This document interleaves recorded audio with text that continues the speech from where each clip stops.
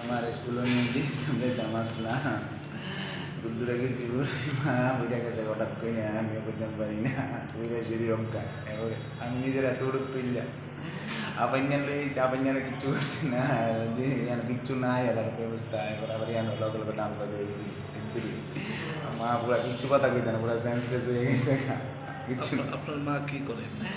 আমার মঙ্গনের হেল্পার কোন জায়গায়? মতিনগর পড়ছে ওরা ঘটনাটা কোন জায়গাতে হয়েছে? ঘটনা ওই যে পুকুরি বাজারে কি নাম আপনার মা? আমার নাম হচ্ছে অনিতা ঘোষ। বয়স কত? বয়স হয়েছে 57 বছর হয়েছিল। বাড়ি কোনখানে? বাড়ি হয়েছে পাণ্ডবপুর। ঘটনাটা সকাল কয়টার সময়? সকাল প্রায় 8টা। মানে প্রত্যেক দিন কি আপনি নিয়ে যেতে? প্রত্যেক দিনই আজকে 5-6 বছর ধরে আমি নিতে আমার কোনো সময় মনে হচ্ছে না। হঠাৎ করে আমাকে নিয়ে ফিরে গেল গা মানে নামছিল ডাক্তার ওর লিখে লিখে ব্রেন স্ট্রোক গুলো হয়েছে লেভেল হয়ে থাকে গাড়িটা আমি ভাবতেছি আমার বাড়িতে আমি সাইলে আপনি কি করেন? আমি না প্রাইভেট একটা কাজ করি দোকানে একটা। কোন স্কুলে আপনার মা ছিল?